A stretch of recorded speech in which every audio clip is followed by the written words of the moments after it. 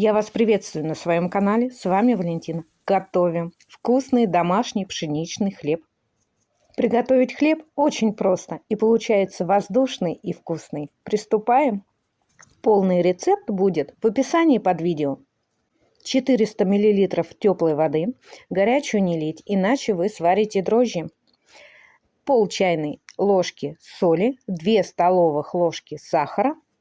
Сухие дрожжи 2 чайных ложки. Если у вас живые дрожжи, 10-15 грамм нам вполне хватит. У меня пачка 100-граммовая, есть деление по 25 грамм. И так визуально я взяла и отрезала, сколько мне нужно. Но дрожжи я покрошила.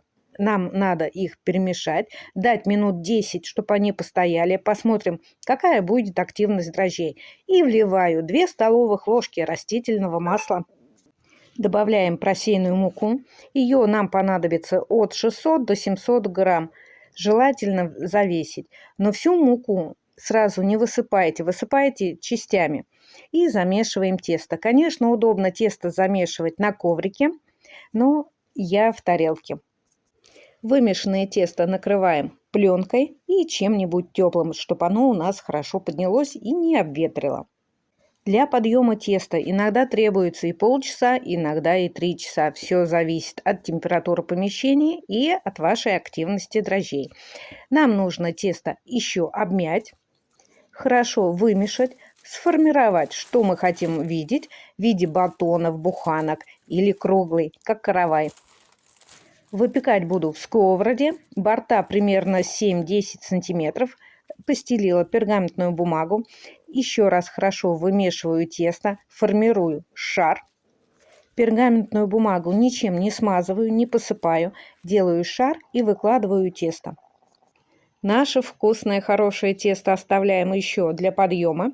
Обязательно чем-нибудь его прикрыть, чтобы оно не обветривало. Когда тесто постоит минут 15-20, то советую вам сделать надсечки. Какой-нибудь рисунок, какой вы хотите. Я смазываю водой, можно смазать молоком. Это чтобы у меня прилип кунжут.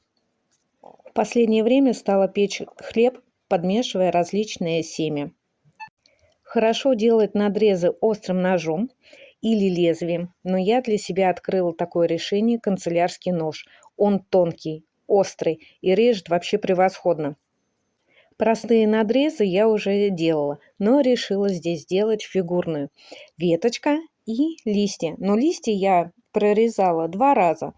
В центре овал и по краю овал. И когда тесто еще поднимется, наш рисунок будет видно. И причем верх будет в кунжуте, а наши разрезы будут светлые.